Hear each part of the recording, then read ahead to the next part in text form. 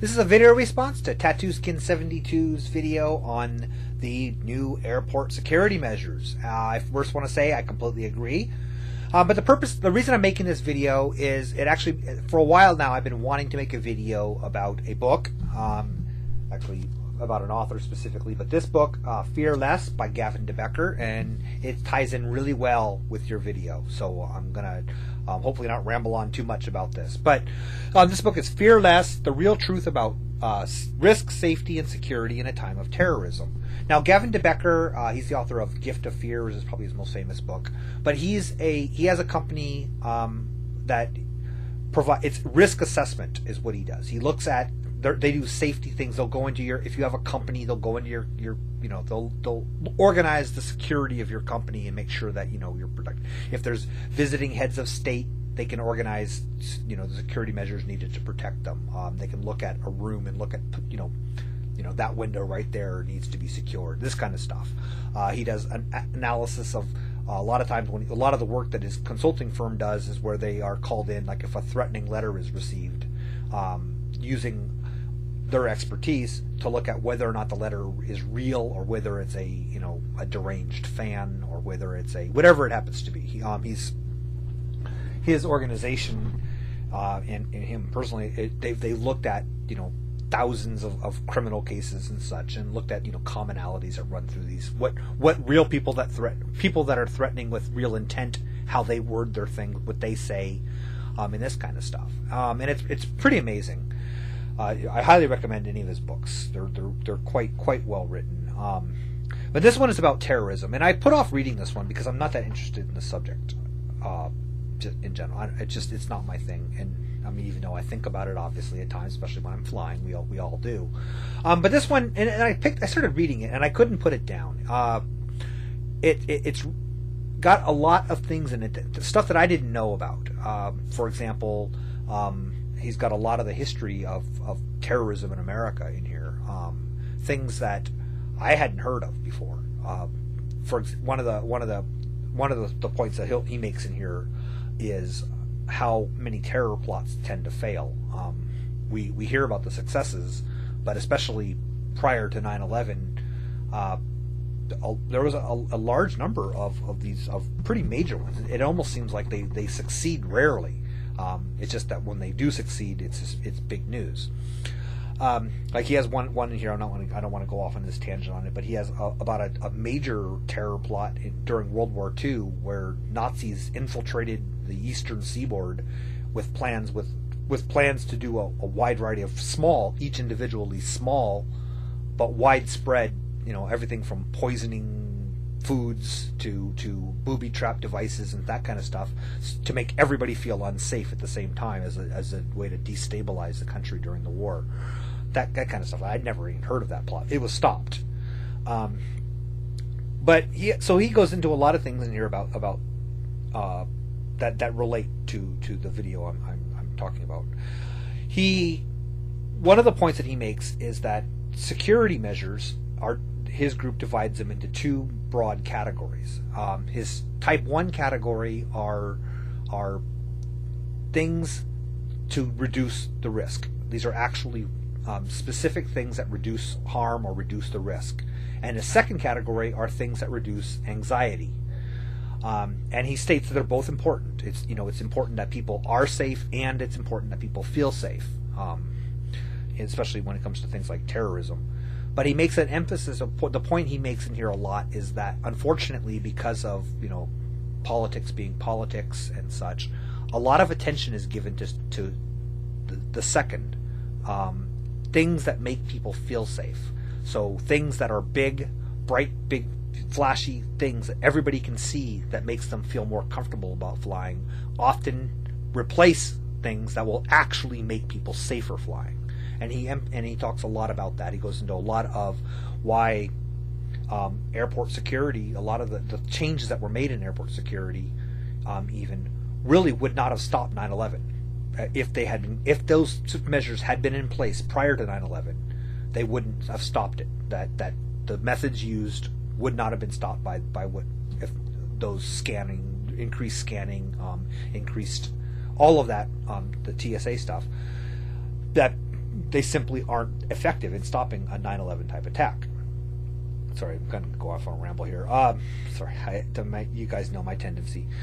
But he mentions in here the stuff that is effective, and one of the points that he makes that I thought was really, really interesting is that his organization, before 9/11, and consulted on things, suggested that a means needs to be put in place such that the cockpit of an airplane cannot be accessed by passengers by any number of different ways, but a way that once the plane is in the air, that the cockpit is off limits, that not just off limits, but I mean physically cannot be accessed by passengers, as a way of reducing.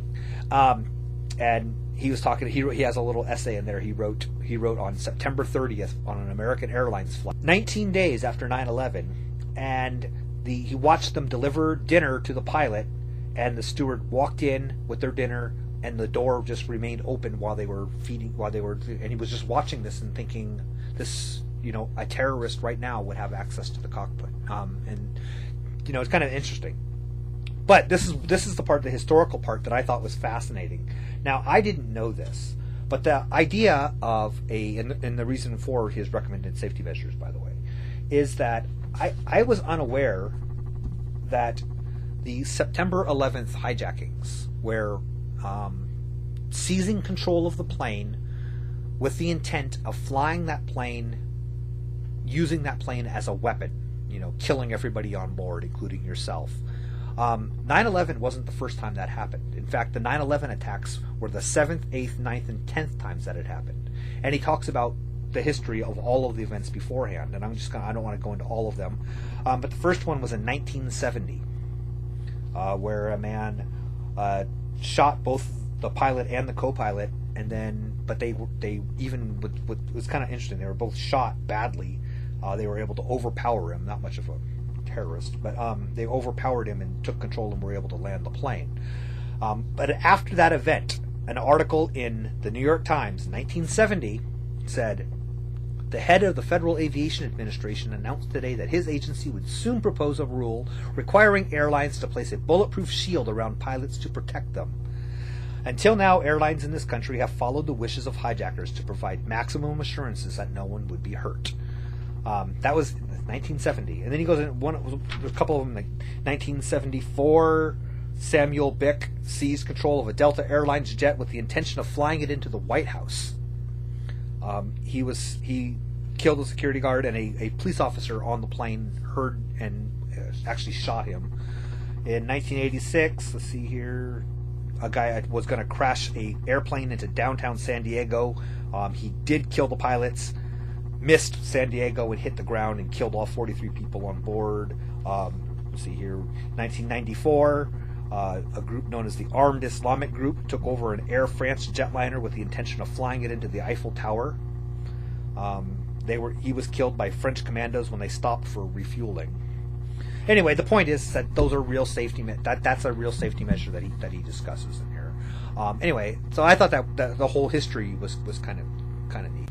The final thing I wanted to talk about, now again, his whole book is about reducing the risk of terrorism, and so his final chapters of the book are dedicated to reducing the risk of terrorism by understanding and fixing some of the problems under which terrorism thrives, the conditions in countries where terrorism, where they come from, and what can be done. Sometimes nothing can be done, but sometimes lots can be done if we understand the root causes. What makes somebody make the decision that they are going to join an organization, or that they're going to express their dissatisfaction or rage in a violent way that hurts lots of people. And again, if I remember, Physical Conservative got a lot of heat because he dared suggest the same thing, that maybe we should understand terrorists, and that word understand was somehow twisted into we should endorse terrorists, we should support them, which is a bunch of bull. It's moronic. But anyway, Gavin De Becker says the same thing, that by understanding its root causes, we can take steps. And he emphasized throughout the book that there are certain things that we can't control. He's not saying that we can fix everything that we can eliminate terrorism. He's talking about reduction, what can be done for harm reduction. And one of the points that he makes in here is this idea that we have in the United States. Why would they hate us? That's a real common thing. That by ignoring that term, why do they hate us? Because of our freedom. By simplifying that, we're making sure that we never actually address the real problems that occur. We never actually are looking at the reasons behind some of this stuff. And he has a I'm not going to read the section, but it's pretty amazing. He's talking about after the Iraq War, he makes a comparison because again, people are people worldwide, no matter where you are. When you're a child, when you're a father, when you're a family member, when you're home, when something like that is destroyed, especially senselessly, there's a pain and anger, and there's a wound that's created, and so he's suggesting what can we do, and he's talking about in the Gulf War. He talks about that in Iraq, in 12 weeks, they lost as many people as we lost in 12 years in Vietnam, and yet in the United States, Americans are still grieving over Vietnam. There's still poems and songs and movies being made about it. It's still a sore spot for a lot of Americans. And to say that Iraqis somehow don't feel as much, that life doesn't mean as much to them, that the events of that war aren't as important as Vietnam was to us, maybe even more so, given how the more recent nature of it and such. And so by being callous to that kind of suffering, we're really creating a situation under which more terrorism can thrive. And he states in here, he outright says that collateral damage is an unfortunate consequence of war, and he's not anti-war. But when collateral damage occurs, can we do something about it? Is there something, whether it be through aid sources, whatever, can something be done to lessen the potential for everybody involved in that damage, for anybody involved in that damage? What conditions what's going to lure that child into growing up into wanting to go destroy something? What can be done to prevent that? Can anything be done? Anyway, those are great questions. Anyway, that's all I have to say. I rambled on way too long on this already. So take care. Thanks.